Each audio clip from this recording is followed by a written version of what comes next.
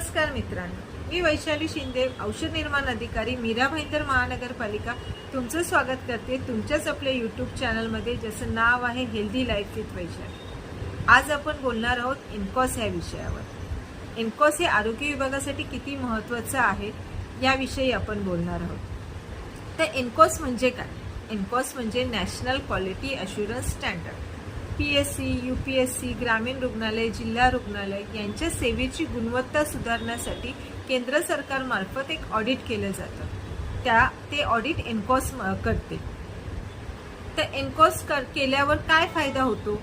इनकॉस केल्यावर आपली आरोग्य संस्था एक जागतिक उच्चांकापर्यंत पोहोचते आणि रुग्णांना जागतिक लेवलची चांगली आणि सुरक्षित सुविधा मिळते, जेणेकरून रुग्णालयात रुग्ण आल्यावर त्यांना एक सुरक्षिततेची भावना मिळावी, त्यांना चांगल्या सेवा मिळाव्या आणि रुग्ण समाधानी आणि बरा होऊन घरी जावा, हीच इनकॉसची उद्दिष्टे आहेत।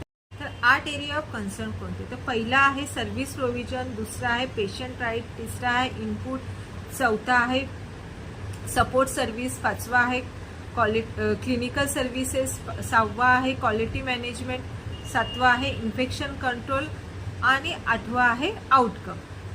असे 8 एरिया ऑफ कन्सर्न आहे। आता याची माहिती आपण स्टेप बाय स्टेप बघणार आहोत। 8 एरिया ऑफ कन्सर्न आहे, तर आपण एक एक एरिया समजून घेऊया। पहिला आहे सर्व्हिस प्रोव्हिजन।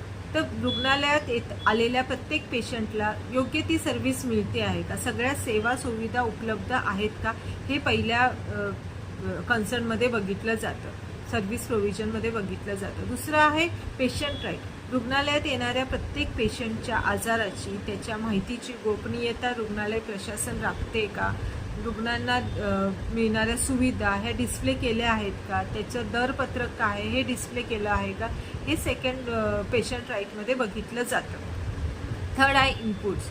इनपुट्स म्हणजे रुग्णांना ट्रीट करण्यासाठी, त्यांचे उपचार करण्यासाठी योग्य डॉक्टर, सिस्टर, नर्सेस, औषध निर्माण अधिकारी, लॅब टेक्निशियन्स सगळे स्टाफ अवेलेबल आहेत का, औषध आणि इंजेक्शन वगैरे उपकरणांची सोयीसुविधा आहे का, हे सगळं इनपुट्समध्ये बघितलं जातं।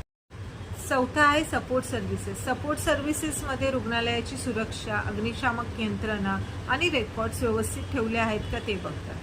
पाचवा आहे क्लिनिकल सर्व्हिसेस। क्लिनिकल सर्व्हिसेसमध्ये डॉक्टर, नर्सेस त्यांना नेमून दिलेल्या SOP व्यवस्थित पाळतायत की नाही ते बघतात। सहावा आहे इन्फेक्शन कंट्रोल। इन्फेक्शन कंट्रोलमध्ये बघतात की कचऱ्याचे योग्य वर्गीकरण होत आहे का, योग्य गाईडलाईन्स फॉलो केल्या जात आहेत का। सातवा आहे क्वालिटी मॅनेजमेंट। त्याच्यात नियमित रेकॉर्ड होते का, नियमित रेकॉर्ड मेंटेनिंग आणि त्याचं ऑडिट होतंय का, पेशंटचा सर्वे रजिस्टर होतोय का आणि नियमित SOPचं पालन होतंय का। आठवा आहे आउटकम। पेशंट, रुग्ण तुमच्या आरोग्य केंद्रातून बरा आणि समाधानी होऊन जातोय का, त्याने तसा काही फीडबॅक दिला आहे का, हा झाला आउटकम। तर हे झाले 8 कन्सर्न एरिया। त्या 8 कन्सर्न एरियामधून तुम्हाला अंदाज आलाच असेल की आपल्याला कुठल्या कुठल्या क्षेत्रात काम करायचं आहे आणि त्या क्षेत्रात काम करताना आपल्याला काही चेकलिस्टची मदतही मिळते। आपल्याकडे पूर्ण 12 चेकलिस्ट असतात, त्या आपण जर फिल केल्या आणि प्रामाणिकपणे त्याच्यात काम केलं तर आपल्याला इनकॉसचं मानांकन मिळवण्यापासून कोणीच रोखू शकत नाही।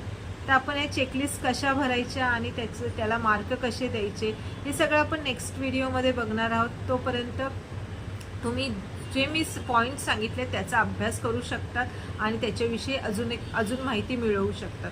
तर आजच्या व्हिडिओमध्ये इतकंच। पुन्हा भेटूया नवीन व्हिडिओमध्ये नवीन इनकॉसची गाईडलाईन्स घेऊन। तोपर्यंत धन्यवाद।